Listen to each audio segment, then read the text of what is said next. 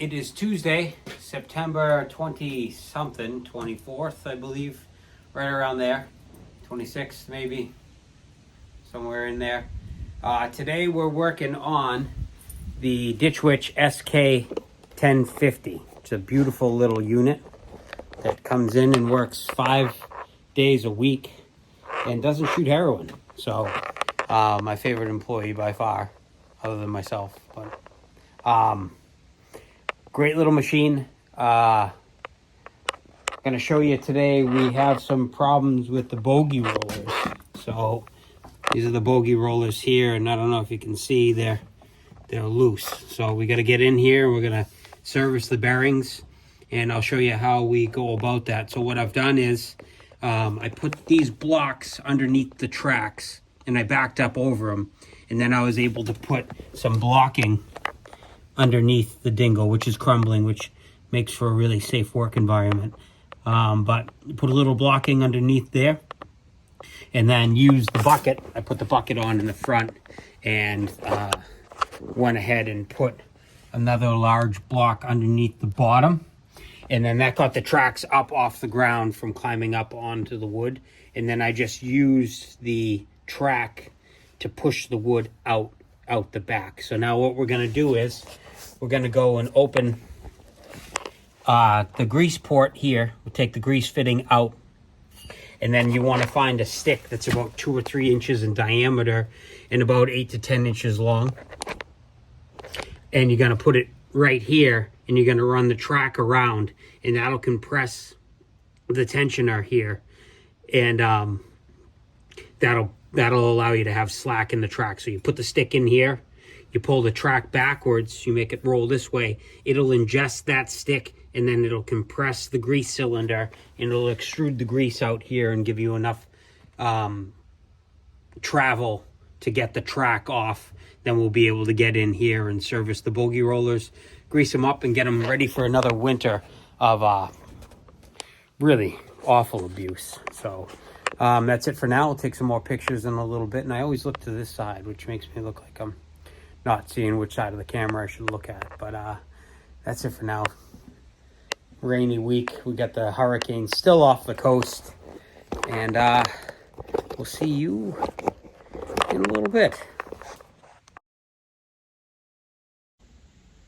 So just ran the track off. I should have recorded while I did that, but what I do here is I have the tracks up in the air because the machine is on blocks, and I try to keep the tracks as low to the ground as possible, so they're only about 2 inches in the air, and then it helps put the track back on because the weight of the slack or the catenary really fights you when you're trying to throw it back on the rollers. But you take a good board, it's a good board right here, it's a good one, and you put it between the track and the chassis here, and then you just run the control with one hand and try to advance the board as close as you can into the corner here. And you can use the geometry of this support to get that board really up close near the drive roller. Then you pry on it and it walks the track right off. And I did that to both sides. Works fairly well. And both tracks are off. We're going to service the Bogey rollers.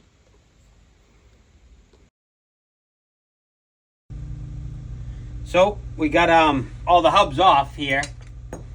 We took all the hubs off, and the seals stayed attached to the spindles. So this is the seal that slides into the back and keeps the inner bearing protected. So that's stuck onto the spindle, which I'm not too worried about, because when it's all in place, it can rock and roll with it. It'll keep the dirt out. So not a big deal. But what happens is these spindles, they're put through this tube stock. This tube stock's rather thin relatively to the amount of work that goes on with it.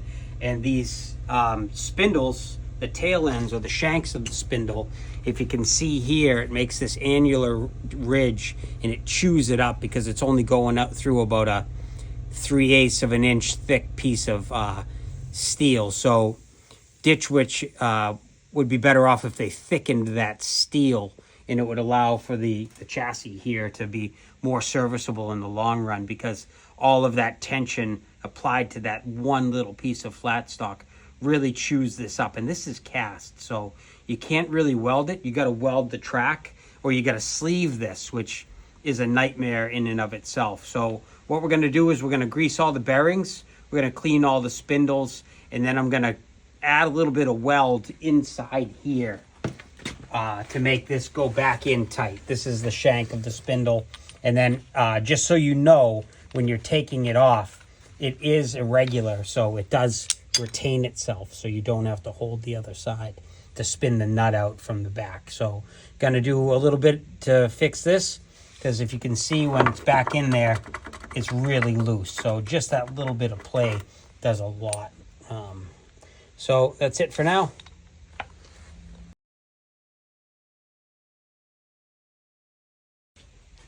So show you what we did right here is took the little welder and we added a little bit of material to where it was hogged out.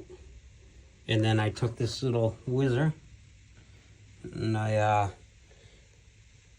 just kept whizzing on it until the shank would barely fit through. And I took the bronze hammer, which is softer than the threads of this spindle, and I smashed it through. So that's good and tight. We don't have any movement at all. So before it was flopping around, as you saw before. So that's good and tight.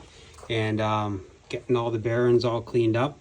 We'll get all fresh grease in here, get the seals put back on, and then we should be able to take this off with some sweet chumps real soon. So that's it. It's done. It's late. I don't know how long it took us. Probably about 6 hours all told. We welded up all the loose holes and greased all the bearings and put them back in. I would have liked to have primed and painted the rack, but I think next time what we'll do is we'll pick it up with the crane, and then we'll take the whole undercarriage off, and I'm going to line bore it and then put in those tubular sleeves to disperse the load so that that spindle shank isn't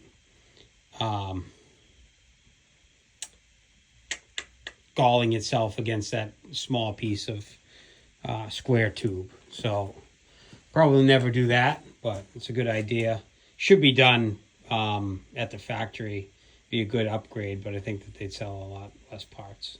Sorry, Ditch Witch. It's a beautiful machine otherwise. So that's it. That's it for the night. It's about 7:30. It's already dark, and it's got to be 40 degrees tonight.